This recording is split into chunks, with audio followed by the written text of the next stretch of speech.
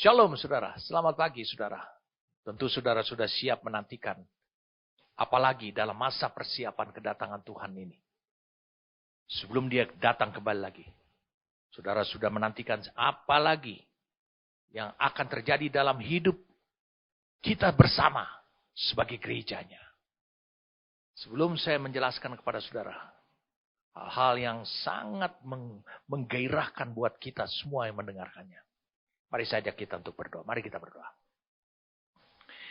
Terima kasih karena Engkau menyingkapkan buat kami.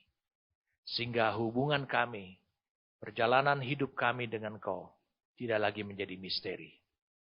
Kami berterima kasih karena Engkau menguraikannya lewat Roh-Mu yang kudus. Melalui inspirasi, pengertian, pemahaman dari pewahyuan yang kami terima menjadi hikmat. Kami bersyukur kepadamu Tuhan untuk apa yang Tuhan telah singkapkan kepada kami. Bahwa segala sesuatu ada yang pasti yang sudah bisa kami ketahui jauh sebelum itu terjadi. Apa yang akan terjadi pada perjalanan hidup kami. Apa yang akan kami capai Tuhan. Terima kasih. Semuanya itu sudah pasti. Kami bersyukur dan sekarang kami siap bagi Engkau Tuhan. Terima kasih untuk anugerah yang Kau berikan kepada kami. Melalui firman-Mu ini Tuhan. Sehingga kami benar-benar tidak lagi mengalami kelesuan rohani. Tapi memiliki semangat. Seperti para teruna. Seperti seorang yang terus-menerus. Dengan keberanian. Dengan passion. Menantikan saatnya kedatangan sang mempelai laki-laki. Untuk menjemput kami. Dan membawa kami. Masuk kepada rencana agung-Mu sepanjang masa. Dalam keabadian. Terima kasih Tuhan. Berfirmanlah buat kami semua. Demi nama Tuhan kami Yesus Kristus. Kami siap mendengarkannya. Amin. 2 minggu berturut-turut saya bagikan ada satu tahapan yang disebut dengan ada satu tahapan yang disebut dengan adalah tahapan mikvah. Sekarang kita masuk pada tahapan yang ke-9. Satu prosesi dalam masa pertunangan. Saya katakan dalam masa persiapan kedatangan Tuhan. Yaitu, saudara akan lihat di sini. Tapi saudara bisa rasakan itu di bumi ini. Yaitu yang ke-8 adalah mempelai laki-laki. Menyiapkan yang disebut oleh Alkitab tempat. Yang disebut mempelai laki-laki menyiapkan tempat. Yang disebut dengan kupah. Di rumah Bapa. Menyiapkan kupah. Pernikahan di rumah Bapa di surga. Dia menyiapkan. Saya mau bercerita pada saudaraku. Jadi yang ke-8 ini adalah mempelai laki-laki menyiapkan kupah. Kupah itu K-H-U-P-P-A-H. Atau bahasa aslinya dikatakan adalah kupot. Saudara bisa lihat saudara apa yang saya sebut ini? Saudara bisa lihat dan cari tahu itu melalui Google. Cari tahu. Dalam tradisi Israel kuno, mempelai laki-laki itu pergi untuk mempersiapkan kupah di rumah bapaknya.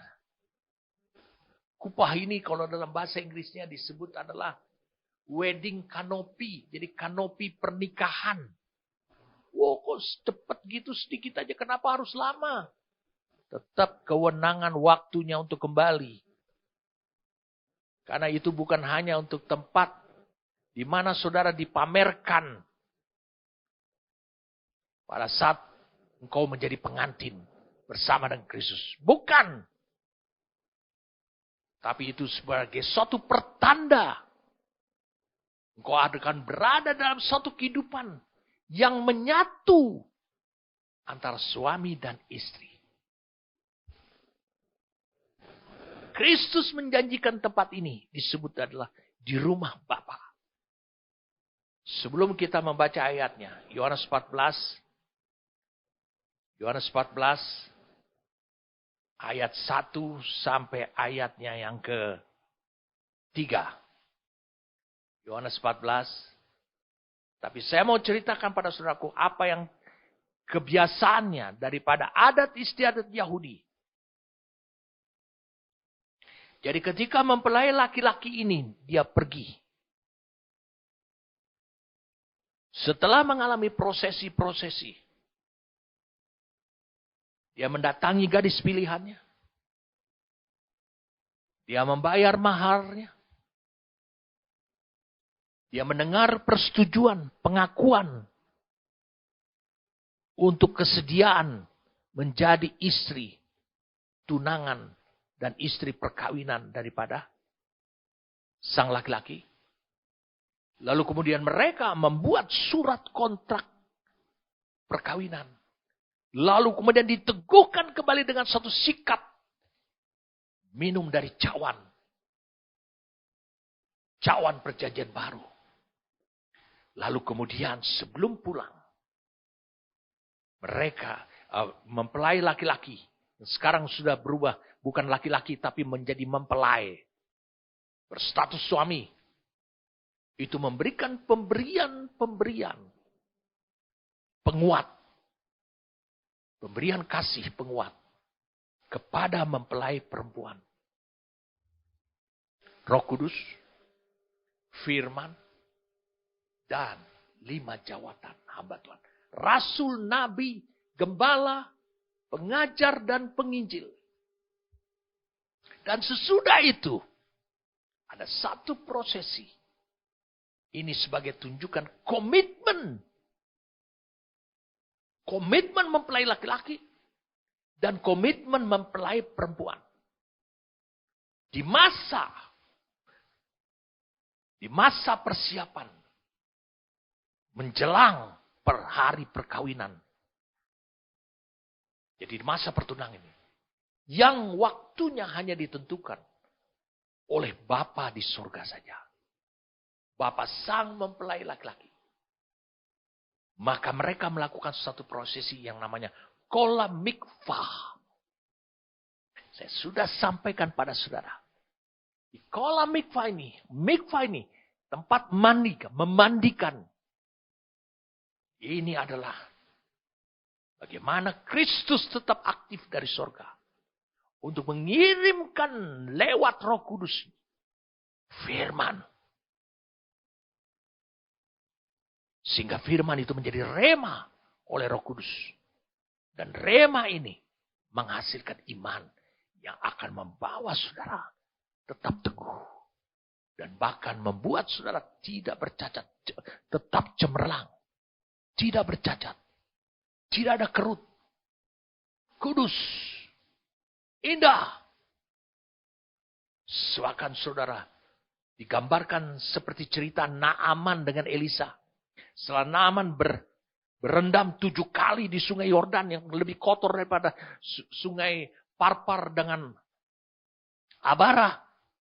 Lalu kemudian kulitnya hilang penyakit kustanya. Dia memulai kehidupan baru sebagai seorang perwira tanpa kusta. Bahkan para tentaranya dia melihat kulitnya dia itu seperti kulit bayi. Indah sekali.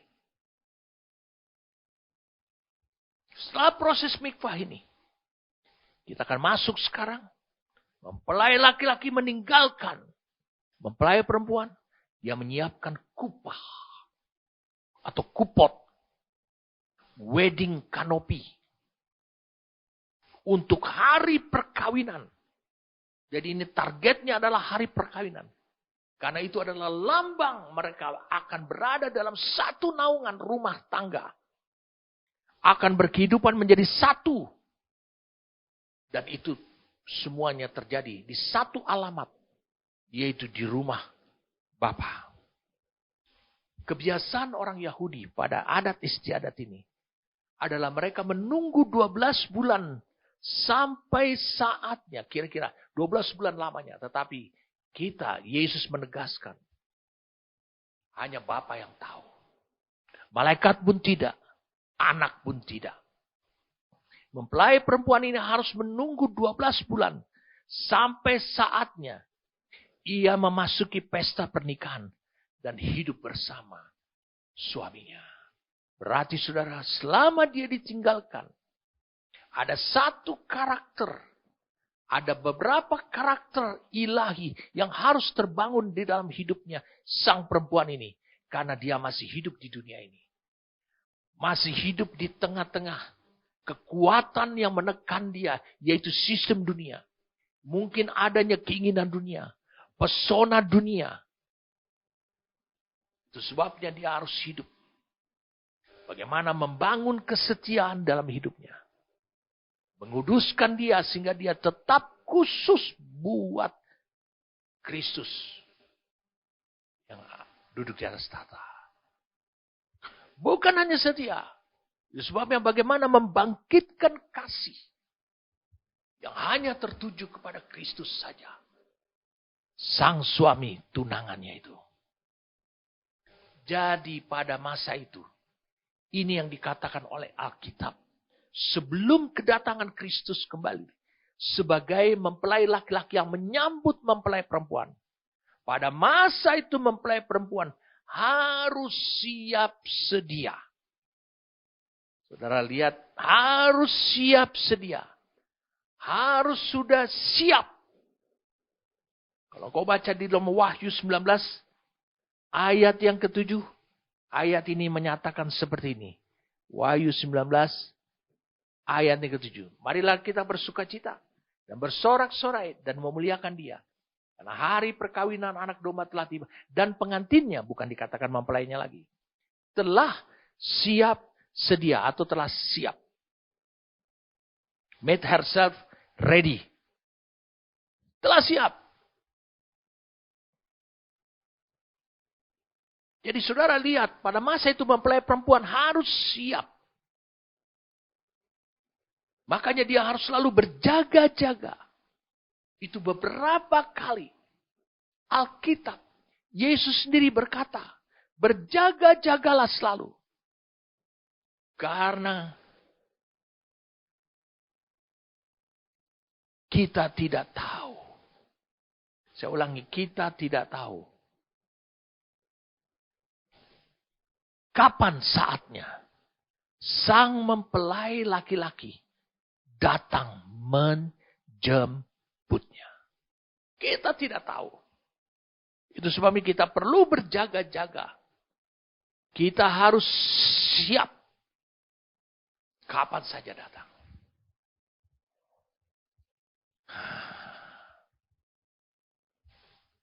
Mari kita baca sekarang. Yohanes pasal yang ke-14.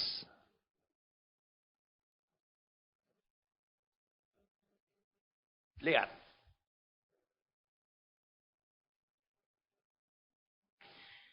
Ayat 1 sampai ayat yang ketiga. Ayat 1 sampai ayatnya yang ketiga. Janganlah gelisah hatimu. Percayalah kepada Allah. Percayalah juga kepadaku. Percayalah kepada Allah.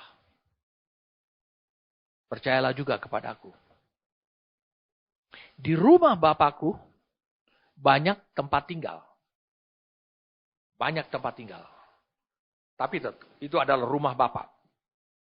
Jadi ini berbicara tentang alamat. Satu alamat. Jika tidak demikian, tentu aku mengatakannya kepadamu. Sebab aku pergi ke situ untuk menyediakan tempat bagimu. Sebab aku pergi ke situ untuk menyediakan tempat bagimu. Dan apabila aku telah pergi ke situ dan telah menyediakan tempat bagimu, aku akan datang kembali dan membawa kamu ke tempatku. supaya di tempat di mana aku berada, kamu pun berada. Supaya di tempat di mana aku berada, kamu pun berada. Sehingga suami dan istri akan memulai kehidupan yang baru bersama-sama.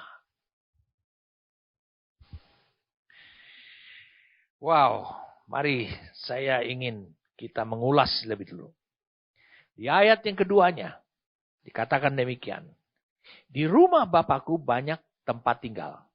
Itu digunakan kata mone. G3438.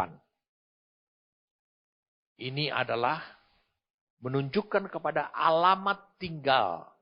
Rumah Bapak itu besar. Jika tidak demikian, tentu aku mengatakannya kepadamu. Sebab aku pergi ke situ untuk menyediakan tempat bagimu. Nah, ini tidak digunakan lagi kata mone. Serupa. Orang Israel, orang Ibrani mengerti. Orang Yahudi mengerti. Karena mereka sudah melihat tradisi itu berjalan ribuan tahun. Dan selalu tergenapi. Di sini digunakan, aku pergi ke situ untuk menyediakan tempat. Itu G5117, topos. Topos. Yaitu tempat tinggal. Tempat untuk melakukan kehidupan.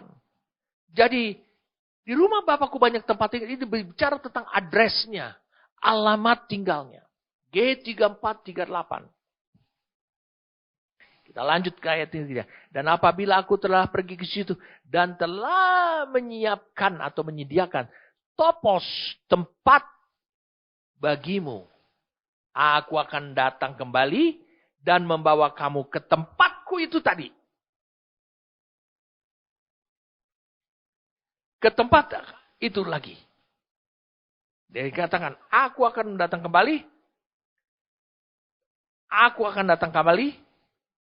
Dan akan menyediakan apa? Aku akan datang kembali dan membawa kamu ke tempatku. Supaya, dikatakan supaya, itu tujuannya. Di tempat itu, di topos tersebut, di mana aku berada, kamu pun berada. Kupah yang dimaksudkan oleh Yesus yang adalah topos, bahasa Yunaninya. Di dalam tradisi itu seperti wedding canopy,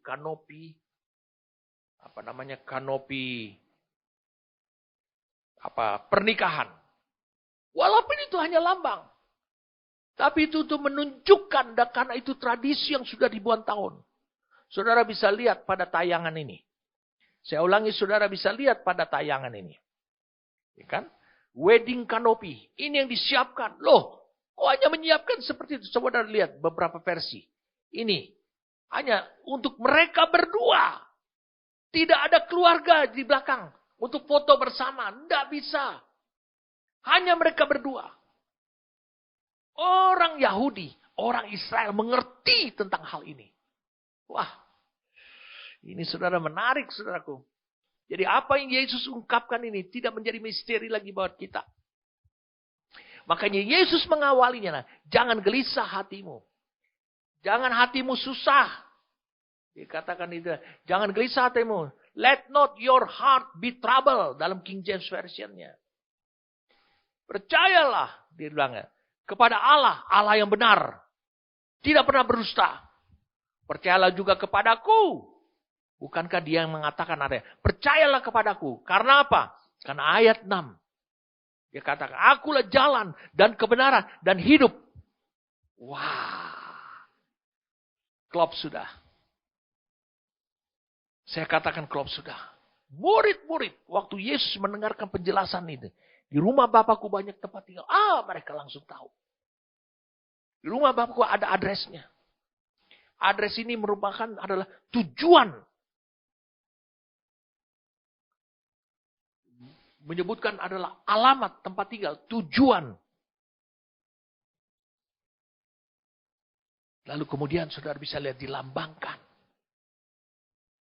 Ini adalah destiny kehidupan. Itulah destiny kita.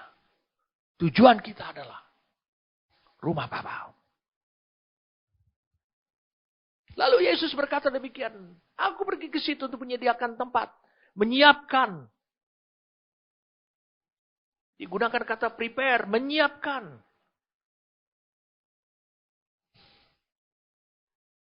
Dia bilang aku pergi ke situ untuk menyiapkan tempat yang nantinya akan ditinggali oleh mereka. Suami istri. Dan mereka akan berkehidupan di situ.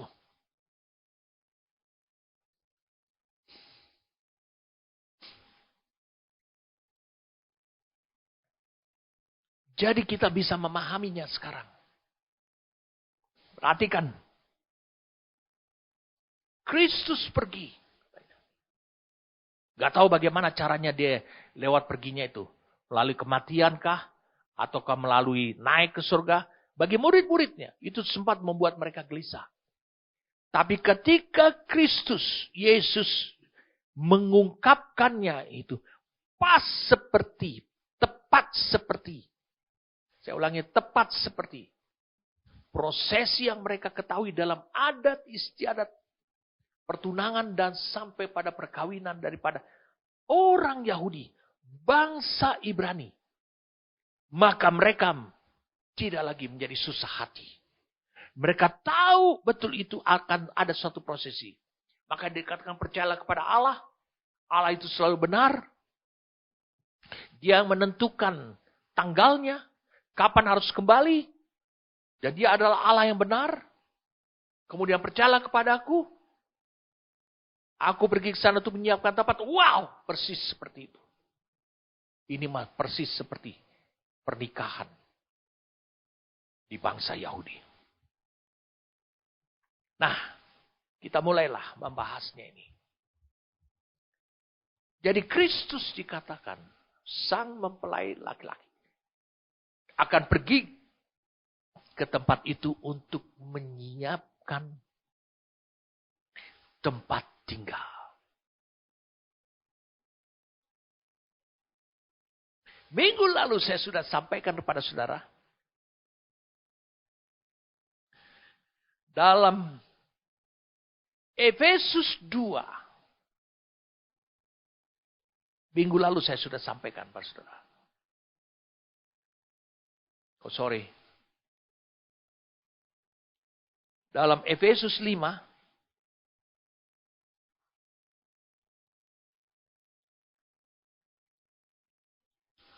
Ayat ke-28. Demikian juga suami harus mengasihi istrinya sama seperti tubuhnya sendiri.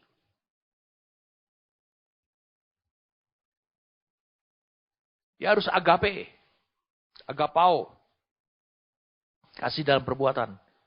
Sama seperti tubuhnya sendiri. Kalau kau baca di ayat 15-nya, di situ juga dikatakan, hai suami, kasihlah istrimu. Sebagaimana Kristus telah mengasihi jemaat. Di sini juga digunakan kata agapao. Hai suami. Berarti ayat 28 ini. Itu yang dikerjakan oleh Kristus sebagai sang mempelai laki-laki. Di sorga saat ini. Dia tidak meminta, saya sudah sampaikan kepada saudara. Tubuh yang baru. Tubuh pengganti. Dia tetap memakai tubuh ini. Hanya untuk dia hidup dari prinsip yang telah ada tertulis dalam Efesus 5 ayat 28. Demikian juga semua harus mengasihi istri. Sama seperti dia mengasihi tubuhnya sendiri. Tubuhnya ini bukan hanya karena disebut ada gereja di kemudian hari. Tapi dia tidak menggantinya. Wah, kelihatannya kehidupan saudara ini kayak yang kurang beres. Udah saya ganti aja yang baru. Enggak, gitu. Dia tetap mengasihi. Itu sebabnya dia memandikan saudara. Kenapa? Karena kehidupan saudara masih bisa diubah menjadi cemerlang, tanpa cacat, tanpa kerut, atau yang seperti itu. Kudus, tidak bercela. Nah, saudara bisa lihat, perhatikan.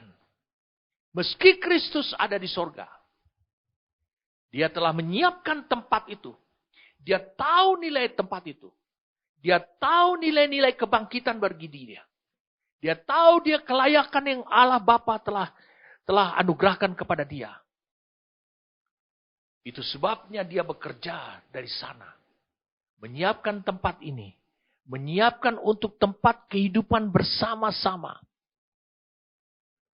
Dia bersama dengan apa? Bersama dengan gerejanya. Dia menyiapkan itu. Bukan berarti tempat untuk berkehidupan itu. Itu belum siap. Bukan, tapi ketika dia mengatakan engkau menyiapkan tempat berkehidupan. Berarti dia harus menyiapkan saudara juga di bumi.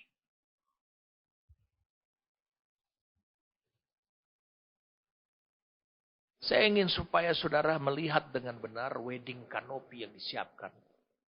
Begitu simple sekali. Lihat sini saudara. Saudara bisa lihat pada gambar ini. Mungkin ini digambar, ambil lagi gambar yang lain. Saudara lihat kalian berdua. Ini adalah suatu lambang. Suatu pengertian. Memiliki suatu arti. Bahwa. Saudara harus bisa paham ini apa yang saya maksudkan. Oh inilah. Yang disiapkan nanti. Di rumah Bapa. Kehidupan saudara bersama dengan Kristus.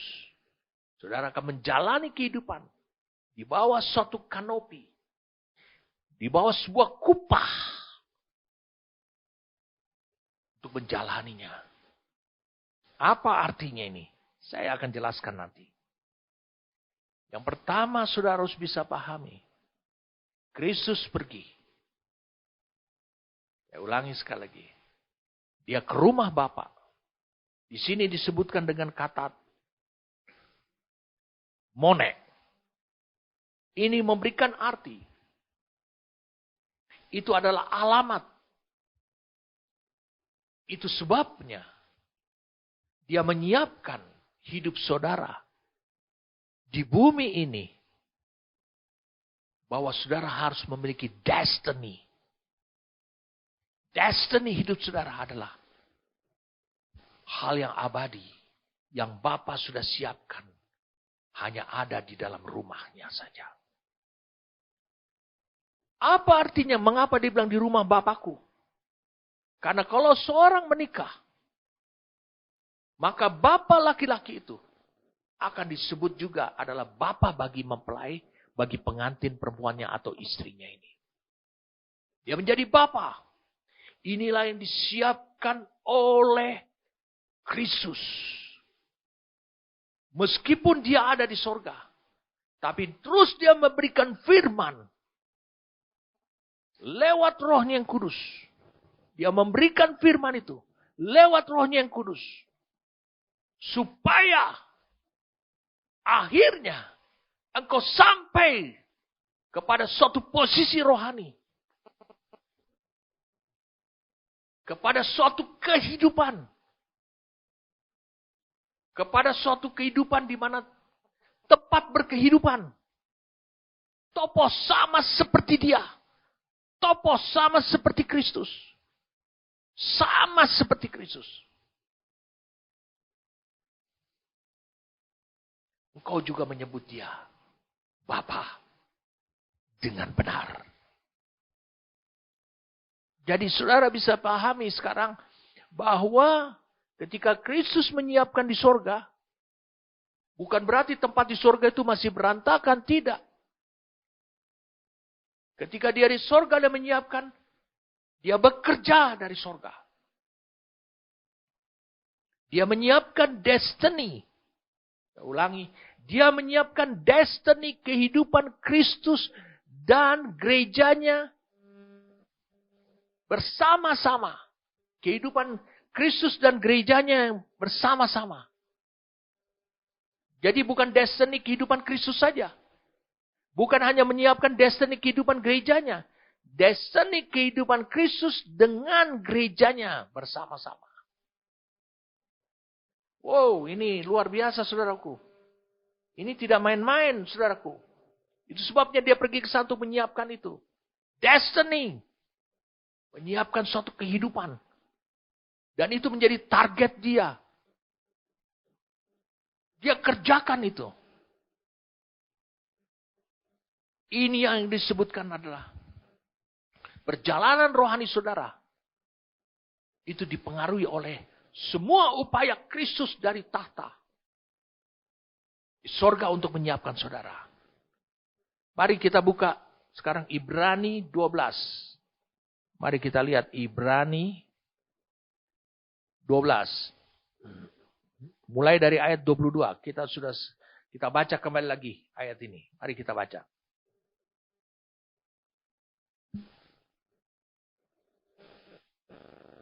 Tetapi kamu sudah datang ke Bukit Sion. Ke kota Allah yang hidup. Yerusalem surgawi.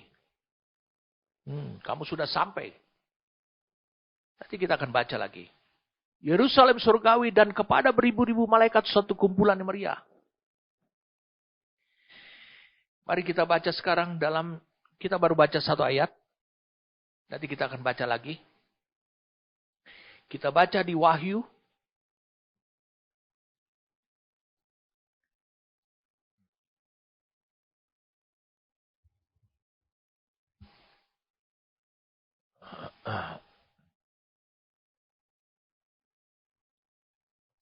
Di dalam Wahyu.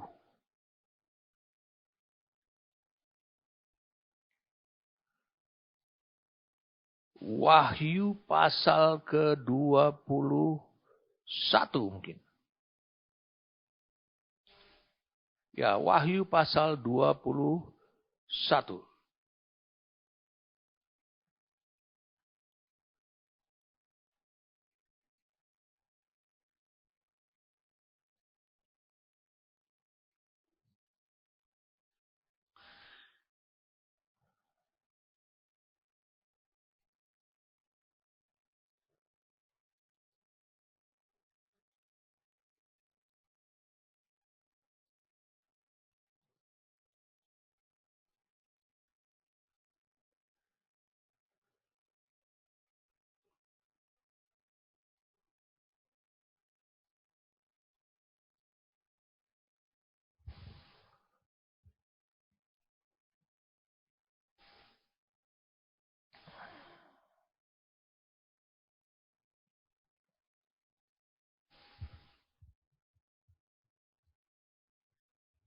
Ya.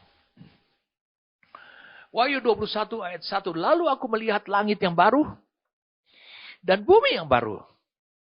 Sebab langit yang pertama dan bumi yang pertama telah berlalu.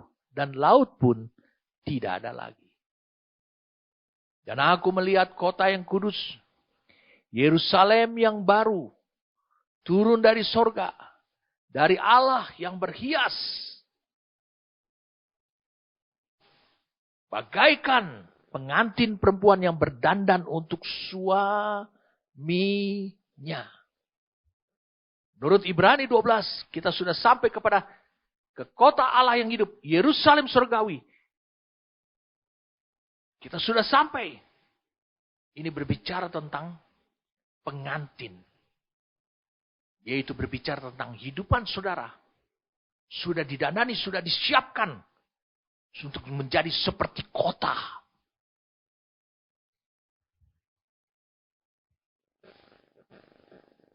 Wah, ini benar-benar dahsyat apa yang akan terjadi. Dan ini pasti. Yesus berkata makanya, tidak ada keraguan. Mari kita lihat. Wahyu 21 ayat 9. Maka datang seorang dari ketujuh malaikat yang memegang ketujuh cawan yang penuh dengan ketujuh malapetaka terakhir itu. Lalu ia berkata kepadaku, katanya, marilah ke sini. Aku akan menunjukkan kepadamu pengantin perempuan mempelai anak domba. Lalu di dalam roh, ia membawa aku ke atas sebuah gunung yang besar lagi tinggi.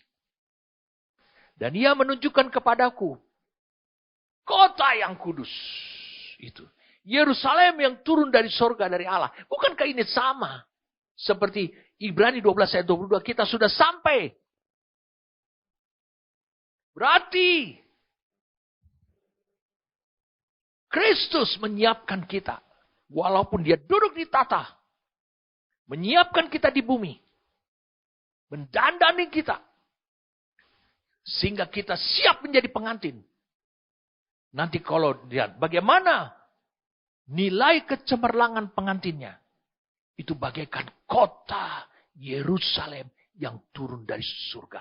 Atau Yerusalem surgawi. Kota itu penuh dengan kemuliaan Allah.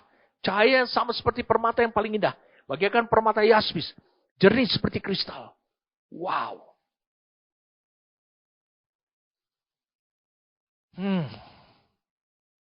Saudara bisa paham sekarang. Kamu sudah sampai ke Bukit Sion, ke kota Allah yang hidup. Dan kepada jemaat, anak-anak sulung, yang namanya terdaftar di sorga. Dan kepada Allah. Kamu juga sudah sampai kepada Allah. Yang menghakimi semua orang. Dan kepada roh-roh orang-orang benar yang telah menjadi sempurna. Bagaimana saudara bisa menjadi sempurna? Efesus pasal yang kelima. Supaya engkau tidak diombang-ambing, supaya engkau menjadi sempurna. Maka dia berikan pemberian 5 jawatan. Lihat. Walaupun Kristus tinggal di sana, dia menyediakan tempat. Itu adalah suatu pemahaman. Kita akan memiliki sekarang. Bukan kau yang memiliki destiny. Kata Kristus kepada mempelai wanitanya. Bukan hanya aku yang memiliki destiny, tapi ada suatu destiny kehidupan Kristus dengan gerejanya secara bersama. Wah, dahsyat sekali saudara. Wow, saya tidak bisa Jadi ini adalah satu destiny secara bersama.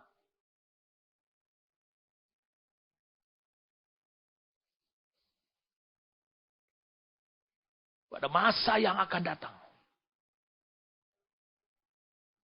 Kita lanjutkan lagi. Kepada jemaat anak sulung yang namanya terdaftar di surga. Dan kepada Allah yang menghakimi semua orang. Dan kepada roh orang-orang benar yang telah menjadi sempurna. Dan kepada Yesus pengantara perjanjian baru. Dan kepada darah permercikan yang berbicara lebih kuat daripada darah Habel. Jagalah supaya jangan kamu menolak dia yang berfirman. Ini saya sampaikan. Mulai dari minggu lalu. Sejak minggu lalu, 2 minggu yang akan datang. Lalu juga demikian. Sebab jikalau mereka yang menolak dia yang menyampaikan firman Allah di bumi. Tidak luput. Apalagi kita. Jika kita berpaling dari dia yang berbicara dari surga. Jadi jangan tolak firmannya. Karena suatu hari kalau engkau terus menolak firman-Nya, engkau akan tetap memiliki kehausan dan kelaparan akan firman. Tetapi engkau tidak akan mendapatkan firman itu. Waktu itu suaranya menggoncangkan bumi. Tapi sekarang yang memberikan janji 1 kali lagi. Aku akan menggoncangkan bukan hanya bumi saja. Melainkan langit juga. Ungkapan 1 kali lagi menunjuk kepada perubahan pada apa yang dapat digoncangkan. Karena ia dijadikan supaya tinggal tetap apa yang tidak tergoncangkan. Jadi karena kita menerima kerajaan yang tidak tergoncangkan. Marilah kita mengucap syukur dan beribadah kepada Allah. Menurut cara yang berkenan kepadanya dengan hormat dan takut. Sebab Allah kita adalah api yang menghanguskan. Sudah clear buat saudara. Kita sudah sampai kepada apa? Yerusalem surgawi. Berarti itu menjadi destiny. Kehidupan Kristus dengan gerejanya adalah kita harus menjadi gereja yang tidak biasa-biasa saja. Sion. Menyiapkan mempelai wanita ini menjadi pengantin wanita. Kalau kau baca dalam Wahyu pasal yang ke-19.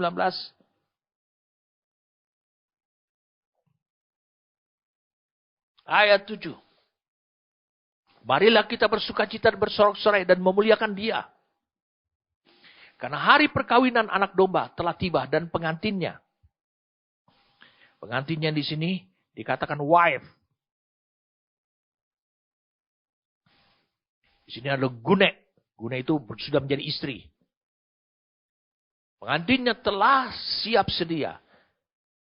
His wife had made herself ready. Sudah siap. Berarti Kristus, ketika dia menyiapkan tempat di sorga, bukan tempat yang dipermasalahkan. Tapi dia terus aktif, dia menyiapkan di sana. Untuk kehidupan saudara.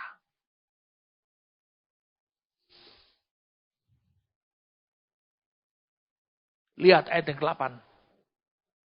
Dan kepadanya dikaruniakan supaya memakai kain lenan halus yang berkilau-kilauan dan yang putih bersih. Lenan halus itu adalah perbuatan-perbuatan yang benar dari orang-orang kudus. Perbuatan-perbuatan benar dari orang-orang kudus. Jadi saudara bisa memahami ini adalah perbuatan-perbuatan benar dari orang-orang kudus. Perbuatan benar. Itu digunakan kata G1345. Dikaioma. Ini adalah perbuatan-perbuatan yang benar. Benar, kebenaran. Dikaioma ini, itu adalah, mari kita lihat, sama dengan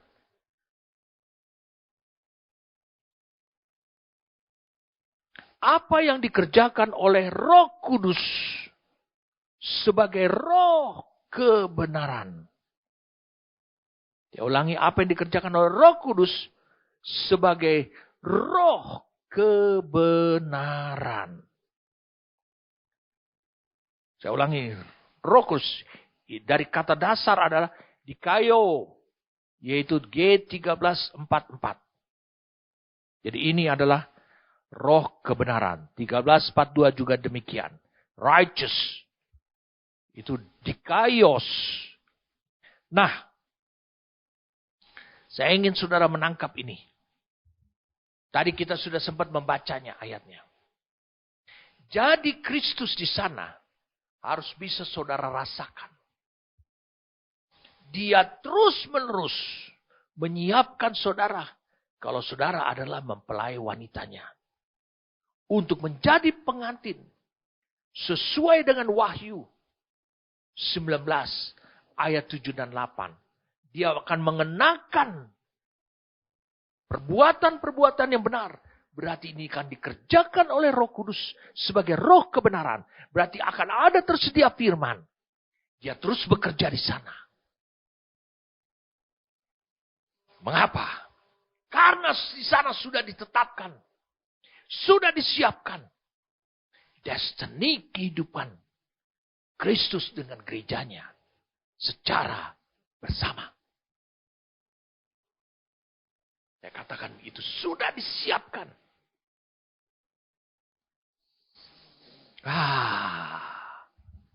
Saudara harus semangat. Saya katakan saudara harus semangat. Saya ingin memberitahu pada saudara. Supaya saudara bisa memahami. Saya katakan bisa memahami kebenaran-kebenaran ini secara terpadu. Bukan kontradiksi.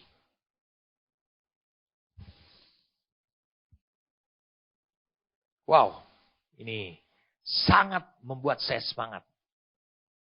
Jadi saat ini mempelai wanita itu hanya bisa menunggu. Sampai mempelai laki-lakinya datang dan menjemputnya. Kemudian mereka bisa tinggal bersama-sama. Karena itu menjadi destiny-nya. Destiny kehidupan Kristus dengan gerejanya.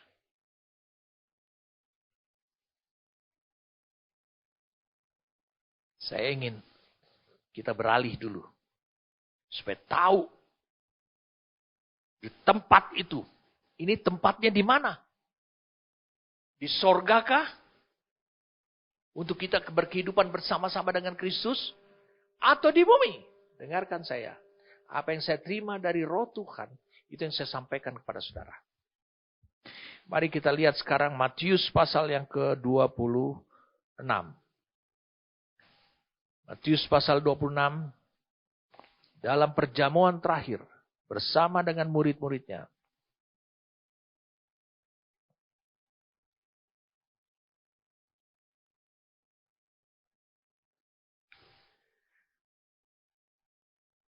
Lihat.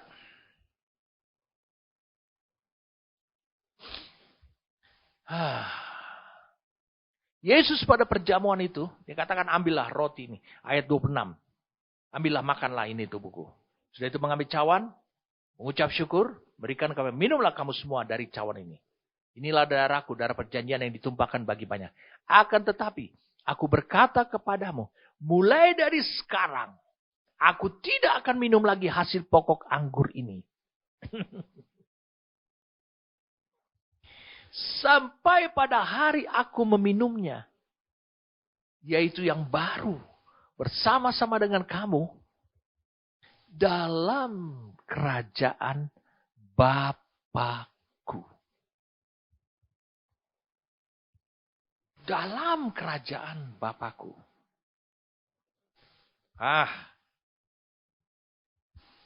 Yesus berkata demikian. Mulai dari sekarang aku tidak akan minum lagi hasil pokok anggur ini. Mulai dari sekarang. Sampai kapan Tuhan? Sampai pada hari aku meminumnya. Yaitu yang baru. Bukankah mengangkat cawan itu salah satu bagian? Lalu kemudian mempelai laki-laki pergi. Lalu kemudian dia akan kembali lagi. Menjemputnya. Lalu kemudian dia pergi. Ke pesta perjamuan pernikahan anak domba itu. Sebagai pengantin. Lalu mereka minum anggur itu lagi. Perhatikan baik-baik bahasa yang digunakan oleh Tuhan kita. Perhatikan baik-baik. Yesus berkata, aku pergi ke sana untuk menyiapkan tempat tinggal. Tempat tinggal itu adalah tempat kita berkehidupan bersama-sama. Itu menjadi destiny kehidupan Kristus dengan gerejanya bersama-sama. Pertanyaannya kita, di sorgakah itu atau di bumi? Lalu Yesus berkatakan begini, dalam perjamuan itu. Dia bilang ini, akan tetapi berkata kepada mulai dari sekarang aku tidak akan minum lagi hasil pokok anggur ini. Ini hasil pokok anggur surgawi atau hasil pokok anggur di bumi? Di bumi. Lalu kemudian Yesus berkata, sampai pada hari aku meminumnya lagi. Loh, kapan dia minum? Berarti dia akan kembali lagi datang. Berarti nanti dia akan kembali lagi di bumi ini. Kapan itu? Yaitu yang baru. Bersama-sama dengan kamu. Dalam kerajaan Bapa-Ku.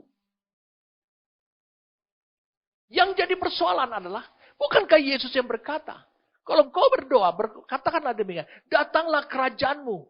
Kerajaan Bapa itu harus datang ke bumi ini.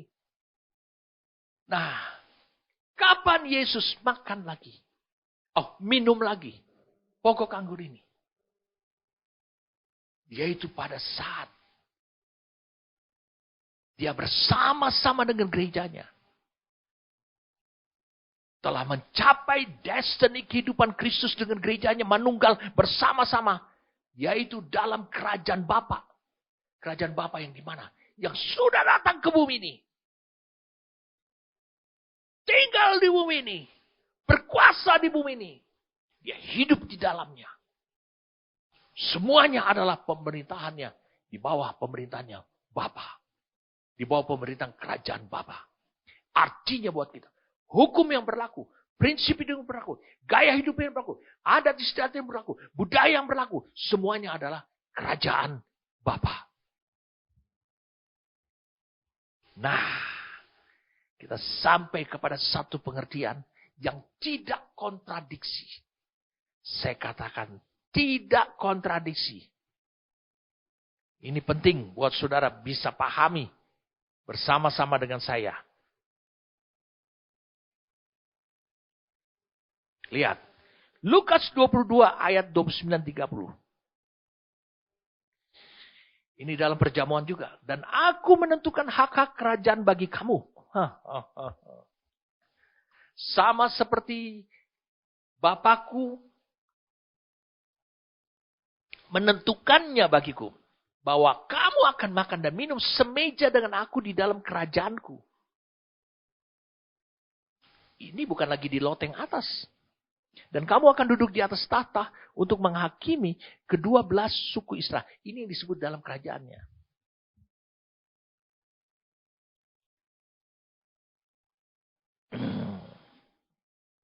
Kita lompat lagi. Mari kita lihat. Lihat. Satu istilah. Di Wahyu pasal 21.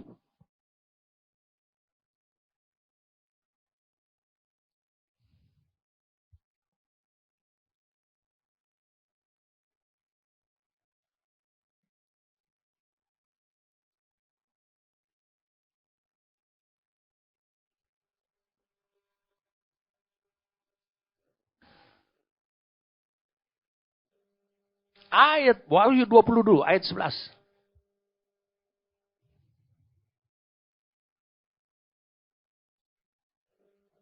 Lihat. Ayat 10 kita baca. Dan iblis yang menyesatkan mereka dilemparkan ke dalam lautan api dan belerang, yaitu tempat binatang dan nabi palsu itu, dan mereka disiksa siang malam sampai selama-lamanya. Lalu kemudian dikatakan, lalu aku melihat suatu tahta putih yang besar, dan dia yang duduk di atasnya, dari hadapannya lenyaplah bumi dan langit, dan tidak ditemukan lagi tempatnya.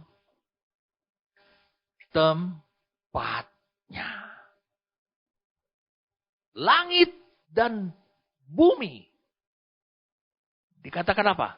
Langit dan bumi dan langit tidak ditemukan lagi tempatnya. Wow, ini apa artinya? Ketika iblis dihukum, bukankah bumi bersih? Tapi tidak lagi ditemukan tempatnya. Ini berbicara tentang bumi yang lama, langit yang lama adalah berbicara tentang kehidupan. Tidak ditemukan lagi tempatnya. Lalu kemudian kita lihat, dan aku melihat orang-orang mati dan besar, kecil berdiri di hadapan tahta itu. Lalu dibuka semua kitab, dan dibuka juga sebuah kitab yang lain, yaitu kitab kehidupan. Dan orang-orang mati dihakimi menurut perbuatan mereka, berdasarkan apa yang ada tertulis dalam kitab-kitab mereka. Kita lompat sekarang ke dalam Wahyu 21. Lalu aku melihat langit yang baru. Oh sorry saudara. Saya pengen kita baca dulu sampai ayat terakhirnya. Lalu maut. Ayat 14. Oh sorry, ayat 3. Maka laut menyerahkan orang-orang mati yang ada di dalamnya. Dan maut dan kerajaan maut menyerahkan orang-orang mati yang ada di dalamnya. Dan mereka dihakimi masing-masing menurut perbuatan. Lalu maut dan kerajaan maut itu dilemparkan ke dalam lautan api. Itulah kematian yang kedua, lautan api. Udah mati. Orang-orangnya juga mati. Setiap orang yang tidak ditemukan namanya tertulis dalam kitab kehidupan itu dilemparkan ke dalam lautan api itu. Lautan api itu bukan di bumi, bukan di langit. Lalu aku melihat langit yang baru dan bumi yang baru. Sebab langit yang pertama dan bumi yang pertama telah berlalu dan laut pun tidak ada lagi. Saya mau bertanya pada saudara, saudara harus bisa menjawabnya dengan benar. Apakah langit dan bumi yang pertama itu dihancurkan oleh Tuhan? Alkitab hanya berkata, tidak ditemukan tempatnya. Dikatakan oleh Alkitab, tidak ditemukan tempatnya. Apa artinya tidak ditemukan tempatnya ini? Tidak ada tempatnya. Selama ini langit dan bumi yang pertama itu adalah satu istilah. Tempat orang-orang yang jahat. Yang menentang Tuhan. Yang mau hidup semaunya. Itu tempat mereka. Di langit yang pertama dan bumi yang pertama. Ketika orang-orangnya ini. Yang tidak tertulis dalam kitab kehidupan. Itu dibuang. Dihabiskan dalam api. Dilempar dari bumi ini. Lalu. Lihat. Mempelai wanita. Dengan mempelai laki-laki. Yang sekarang menjadi pengantin. Anak domba itu. Datang kembali lagi. Kepada kehidupan yang sudah bersih ini. Maka langit dan bumi yang baru ini. Yang sekarang itu. Yang berisi kehidupan. Orang-orang yang hidup dalam kerajaan Bapa. Sekarang ada lagi di bumi ini. Di atasnya adalah langit. Mereka berkehidupan. Bersama dengan Kristus. Saudara bisa pahami. Itu masih terjadi di bumi yang sama dan langit sama. Tapi mereka hidup secara abadi. Itulah sebabnya kedatangan Kristus dengan kerajaan Bapa. Dia datang. Habiskan semuanya. Saya ingin kita membaca. Jadi, saudara bisa pahami sekarang. Saat ini, dia bilang, destiny kehidupan bersama Kristus dengan gerejanya. Setelah Paskah, setelah pernikahan, hari perkawinan dengan anak domba itu. Itulah tercapainya destiny kehidupan Kristus dengan gerejanya bersama. Inilah yang disebut dengan langit baru dan bumi baru oleh Tuhan. Di Alkitab.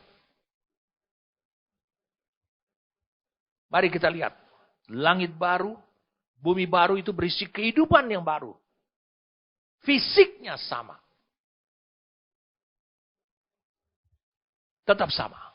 Tapi yang berkehidupan sudah lain. Mari kita lihat Yesaya 65. Yesaya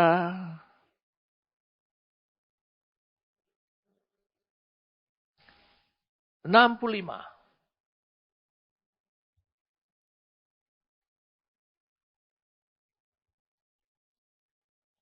Lihat. Supaya saudara ngerti. Ayat 17. Sebab sesungguhnya aku menciptakan. Wow. Aku menciptakan.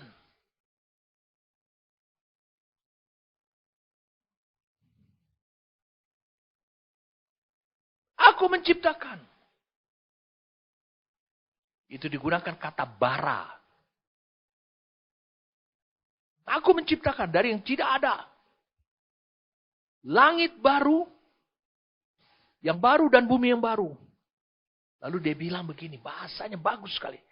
Hal-hal yang dahulu tidak akan diingat lagi. Dan tidak akan timbul lagi dalam hati. Tentu ini bukan bicara tentang fisiknya. Langit baru itu adalah langit yang baru, bumi yang baru. Tapi ini berbicara tentang hal-hal yang dahulu tidak akan diingat lagi. Ini bicara kehidupan yang lama. di langit dan bumi dengan fisik yang sama, itu tidak akan ada lagi. Allah ciptakan itu. Bahaya saudaraku. Karena Allah menggunakan kata bara. Ciptakan dari yang tidak ada menjadi ada. Wow. Berarti apa? Berkuasanya firman Allah. Kun fayakun. Jadi, maka jadilah. Jadilah terang. Terang itu datang.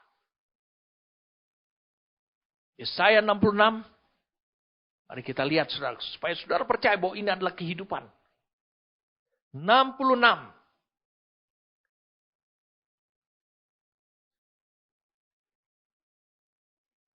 Ayat 22. Sebab sama seperti langit yang baru dan bumi yang baru yang akan, ya kan? Yang akan kujadikan itu tinggal tetap di hadapanku. Di sini digunakan kata adalah asah. Berarti Allah proses. Sebab sama seperti langit baru, yang baru dan bumi yang baru, yang akan kuproses untuk menjadi langit yang baru, menjadi bumi yang baru, tinggal tetap di hadapanku. Demikianlah firman Tuhan, demikianlah keturunanmu, dan namamu akan tetap tinggal.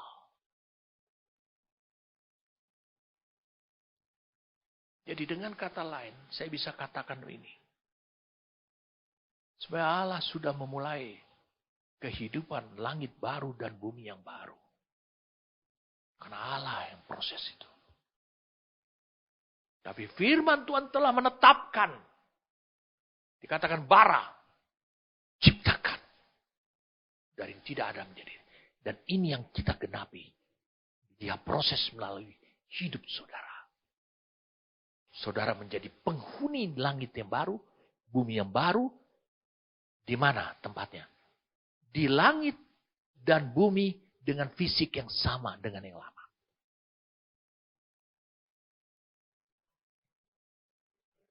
Dua Petrus pasal yang ketiga.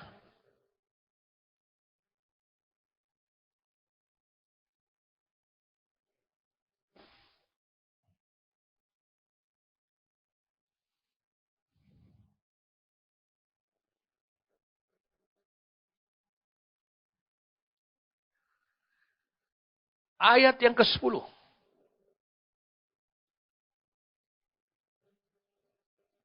Dua Petrus 3 ayat yang ke-10. Tetapi hari Tuhan akan tiba seperti pencuri. Pada hari itu langit akan lenyap. Dan gemuruh yang dahsyat dan unsur-unsur dunia akan hangus. Dia bilang unsur-unsur dunia yang akan hangus. Ya. Bukan bumi. Ya kan? Sorry. Ya, unsur-unsur dunia akan hangus. Ya kan? Dia bilang, sorry saudara.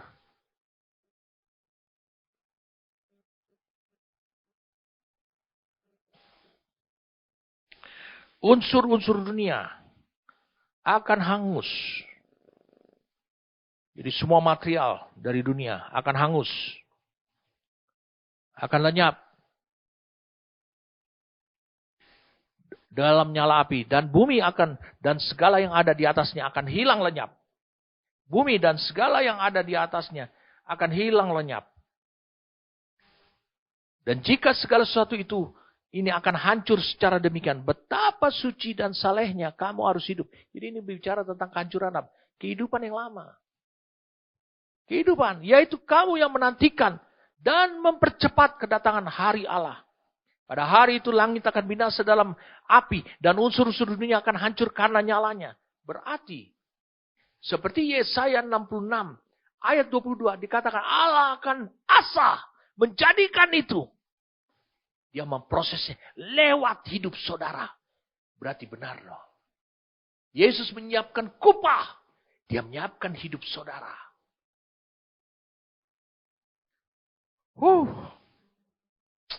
Luar biasa nih saudara. Dia menyiapkan hidup saudara.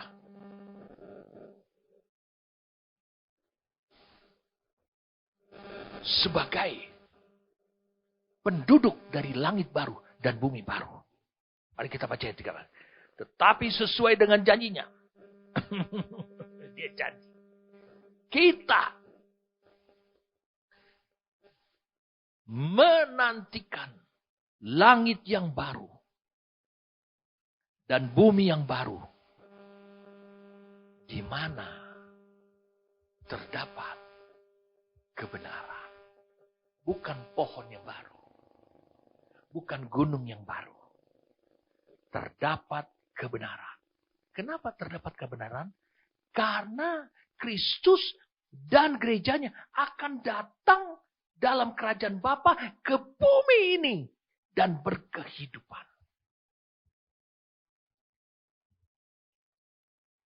Wah, sudah saudara. Dahsyat sekali. Jadi maksudnya langit baru dan bumi baru adalah tempat berkehidupan yang baru. Bagi Kristus sang suami. Yang sekarang manunggal, yang nanti akan manunggal. Setelah pesta perkawinan itu. Dengan gerejanya sebagai istrinya.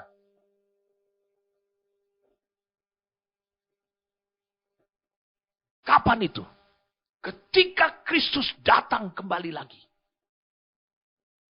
Mereka sudah bisa layak mencapai destiny kehidupan bersama antara Kristus dengan gerejanya. Itu adalah destiny kehidupan Kristus dengan gerejanya bersama-sama. Di mana itu?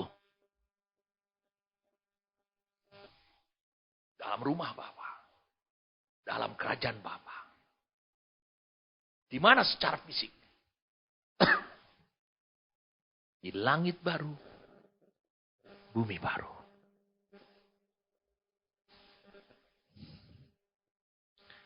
Wah.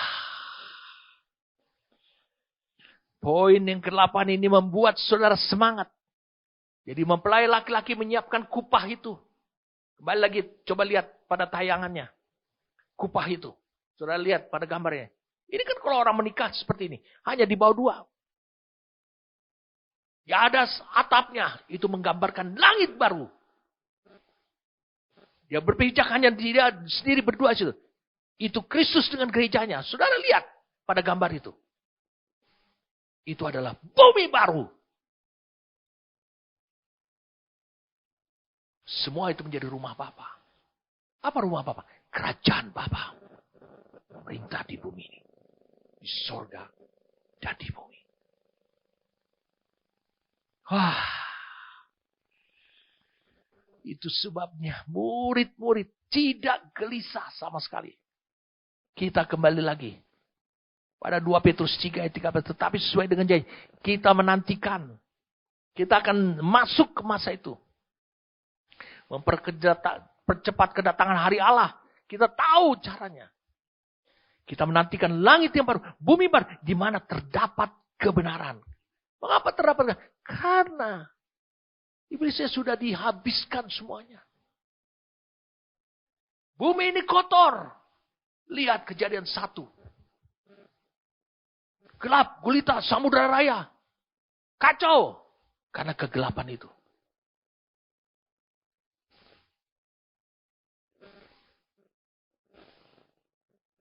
Jadi saudara bisa bayangkan. Mana yang lebih penting sekarang? Tahu kapan kedatangan Kristus? Atau saudara mengalami masa persiapan ini dengan sukacita. Merasakan bagaimana Kristus menyiapkan tempat di langit baru dan bumi baru.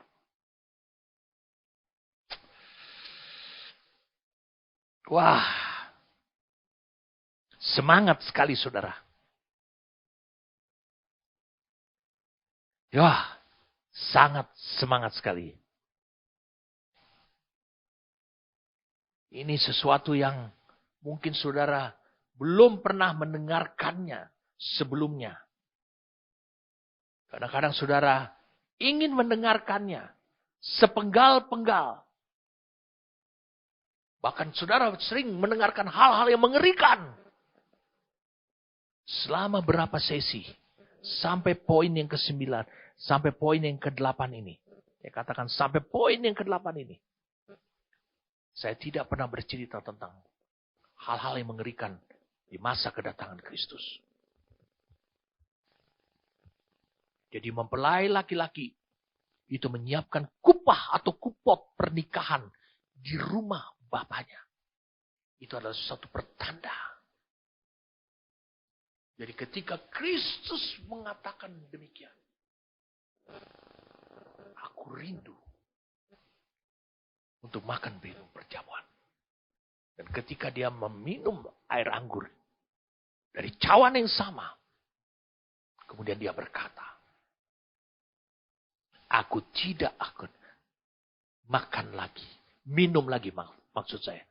Minum lagi hasil pokok anggur ini. Dia tidak berbicara tentang hasil pokok anggur yang di sorga. Dia bicara ketika di bumi. Sampai kerajaan Bapa itu datang. Datang kemana? Ke bumi ini. Aku bersama dengan kalian dalam kerajaannya hidup bersama.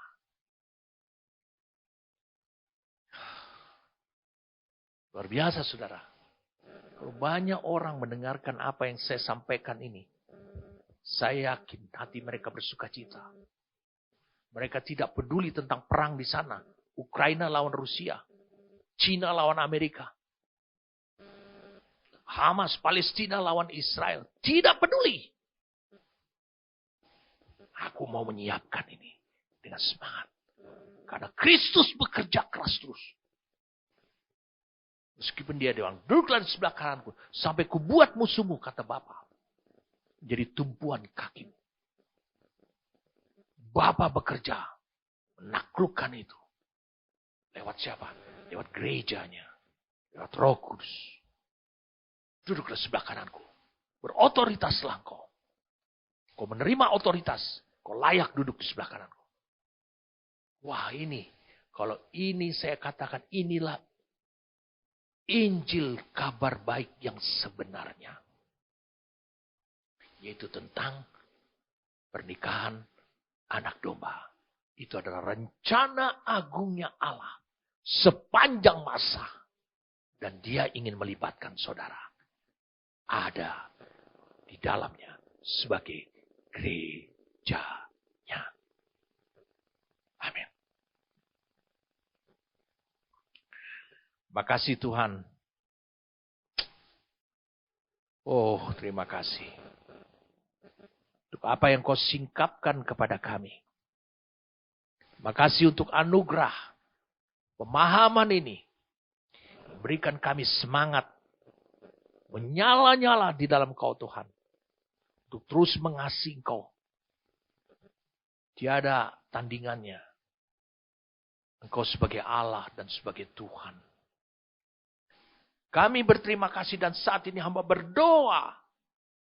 Supaya pewahyuan, pengertian dan kebenaran firman ini. Itu menjadi hidup mereka yang mendengarkannya. Terima kasih untuk anugerah ini Tuhan. Kami bersyukur untuk apa yang kau singkapkan kepada kami. Kami saat ini Tuhan. Berterima kasih oleh karena Roh Kudus, firman, Kristus, Bapa di sorga,